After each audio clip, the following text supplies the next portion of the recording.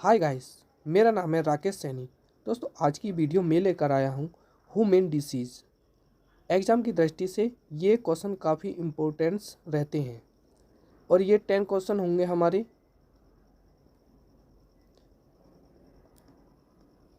और काफ़ी ज़बरदस्त होने वाली है वीडियो फ्रेंड्स। चलो स्टार्ट करते हैं पहले प्रश्न पर। पहला प्रश्न है, क्रिसमस कारक शामिल हैं। पहले ऑप्शन पर रक्त स्कंदन, दूसरे पे उत्सर्जन और तीसरे पे पाचन और चौथे पे श्वसन। तो इसका सही आंसर रक्त स्कंदन। इसको इंग्लिश में बोलते हैं ब्लड कोगुलेशन।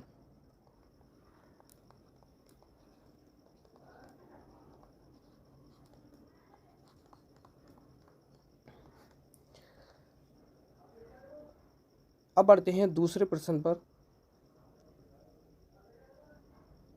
दूसरा प्रश्न है, निम्नलिखित में से कौन लाल रक्त कणिकाएं का मुख्य कार्य है। तो लाल रक्त कणिकाएं ये होती हैं आरबीसी, रेड ब्लड सेल्स। पहले ऑप्शन पर है, हेमोग्लोबिन की मात्रा कम होने पर रक्त क्षीणता हो जाती है। दूसरे पे है, शरीर को रोगों के संक्रमण से बचाना। और तीसरा है, रक्त का स्कंदन बनाना। और तीसरा है, शरीर की हर कोशिकाओं में ऑक्सीजन पहुंचाना एवं कार्बन डाइऑक्साइड को वापस लाना। तो इसका सही आंसर, हेमोग्लोबिन की मात्रा कम होने पर क्या हो जाती है, ये रक्त कम हो जाता है। इसको क्या कहते हैं, इसको कहते हैं एनीमिया हो जाता है।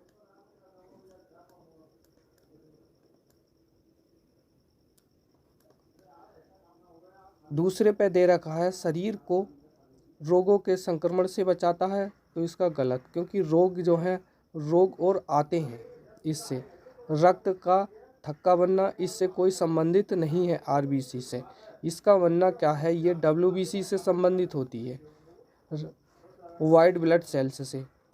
शरीर की हर कोशिका में ऑक्सीजन पहुंचाना एवं कार्बन डाइऑक्साइड को वापस पहुंचाना। तो इसका ये वाला और पहला, ये दोनों ही ठीक हैं। तो इसका सही आंसर बनेगा ए और ख। अब बढ़ते हैं तीसरे प्रश्न पर। तीसरा प्रश्न है, निम्नलिखित कथनों पर विचार कीजिए। पहले ऑप्शन पर है, कोशिकाओं में अमीनो अम्ल की उपस्थिति के कारण प्याज काटने और छींकने से आँखों में आंसू आते हैं। पहला है, मलेरिया रोधी दवा कुनिन सिनकोना से बनती है। तो इसके सही आंसर पर बढ़ते हैं। तो इसका सही आंसर है, मलेरिया रोधी दवा कुनिन सिनकोना से बनी होती है। ये सही है, लेकिन इसके अंदर कोशिकाओं में अमीनो अम्ल नहीं, क्षारीय होता है। क्या होता है यहाँ पे, क्षारीय उपस्थिति के कारण प्याज काटने से छींकने में आँख में आंसू आ जाते हैं। ऐसे ही बढ़ते हैं चौथे प्रश्न पर। चौथा प्रश्न है, निम्नलिखित कथनों पर विचार कीजिए। तो पहले ऑप्शन पर दे रखा है, रक्त के 120-80 मिमी को सामान्य रक्तचाप माना जाता है। दूसरा है, इस स्फेग्नोमीटर का तापमान मापने के लिए भी किया जाता है। तो तीसरे पे दे रखा है दोनों, और ग में दे रखा है घ। तो इसका आंसर है दोनों, क्योंकि रक्त को जो हम नापते हैं 120 से 80 मिलीमीटर में नापते हैं, और तापमान नापने वाला जो यंत्र होता है वो इस स्फेग्नोमीटर ही होता है। तो इसके दोनों ही ये आंसर ठीक है। अब बढ़ते हैं पांचवें प्रश्न पर। पांचवा प्रश्न है, बीसीजी टीके में से सी का जो अर्थ होता है वो क्या होता है। ये क्या है, BCG। इसमें जो सी का जो मान है इसको पूछ रखा है। तो कैलमेट होता है, या कफ होता है, या क्लोरीन होता है, या कैल्शियम होता है। तो इसका सही आंसर कैलमेट होता है। अब बढ़ते हैं अगले प्रश्न पर। अगला प्रश्न है, शब्द टीकाकरण लैटिन शब्द से लिया गया है जो संबंधित है बिल्ली से, घोड़ा से, गाय से, कुत्ता से। तो इसका सही आंसर गाय से। जो लैटिन शब्द जो लिया गया है टीकाकरण का, वो किससे लिया गया है? गाय से लिया गया है। ऐसे ही बढ़ते हैं 7वें प्रश्न पर। निम्नलिखित कथनों पर विचार कीजिए। तो पहले ऑप्शन पर दे रखा है WBCC की संख्या में वृद्धि को एनीमिया कहा जाता है। दूसरा, अक्कर दाल को रत्नक कहते हैं, या दोनों, या केवल एक? तो इसका सही आंसर क्या है? दोनों।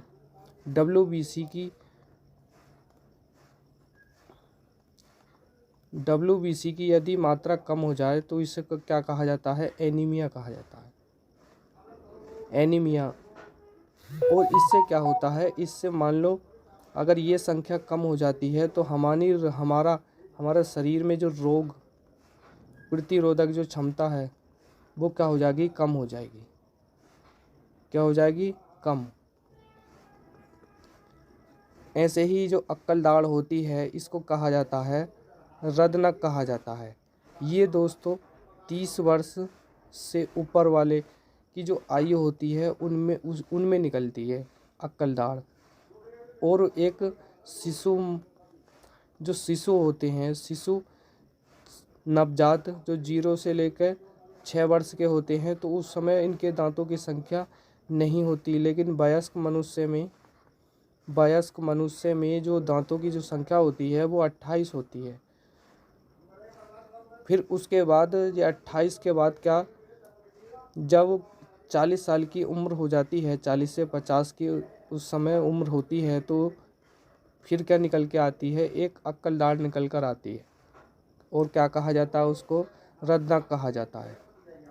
अब बढ़ते हैं 8वें प्रश्न पर। निम्नलिखित कथनों पर विचार कीजिए। पहला ऑप्शन है हाइड्रोफोबिया रोग कुत्ते के काटने से होता है। दूसरा है आंतों के बैक्टीरिया द्वारा शरीर में विटामिन के संश्लेषित होता है। तो तीसरे पे है दोनों, या केवल एक? तो इसका सही आंसर दोनों। हाइड्रोफोबिया किससे संबंधित है? तो ये जल से संबंधित है। यदि कोई कुत्ता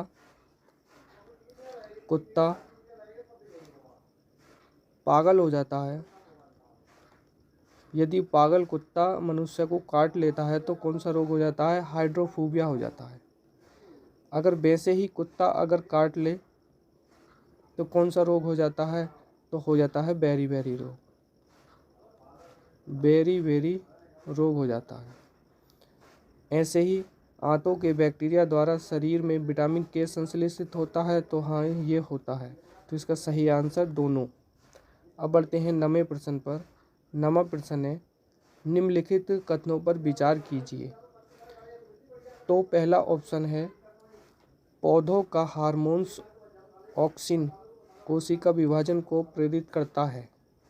अगला है टेटनस रोग में रोगाणु खुले घाव के माध्यम से प्रवेश करते हैं।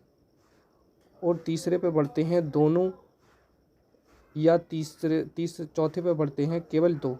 तो इसका सही आंसर क्या बनेगा? दोनों। दोनों ही क्या है? ये आंसर ठीक है। जैसे पौधों का जो हार्मोन्स, पौधों में जो वृद्धि होती है वो ऑक्सीन के कारण होती है। ऑक्सीन क्या करता है? यदि एक छोटा पौधा होता है, यदि इसकी ग्रोथ करानी होती है तो इसके काय का स्प्रे किया जाता है, तो ऑक्सीजन का स्प्रे किया जाता है। ऐसे ही जब मनुष्य को टिटनेस रोग हो जाता है तो किसी भी, जैसे कट लग जाता है किसी अंग पर कट लग जाता है, तो उसके माध्यम से इसके जो विषाणु होते हैं वो शरीर के अंदर एंट्री कर जाते हैं। और इससे क्या होता है? इससे शरीर पैरालाइसिस हो जाता है, या फिर शरीर अकड़ जाता है, और उससे क्या हो जाती है? मनुष्य की मृत्यु हो जाती है। अब बढ़ते हैं फ्रेंड्स अंतिम प्रश्न पर। अंतिम प्रश्न है निम्नलिखित में से किस हार्मोन्स को आपातकालीन हार्मोन्स कहा जाता है? तो पहले ऑप्शन पर है एड्रेनलिन, इंसुलिन, थायरोक्सिन, या नन ऑफ एबव? तो इसका सही आंसर है एड्रिनल ग्रंथि। एड्रिनल ग्रंथि को ही क्या कहा जाता है? आपातकालीन हार्मोन्स कहा जाता है। तो दोस्तों आज की वीडियो केवल इतने ही रहेगी। जल्द ही साइंस के कुछ क्वेश्चंस लेकर आऊँगा। दोस्तों आपसे निवेदन है, वीडियो को सब्सक्राइब अवश्य करें। Thank you.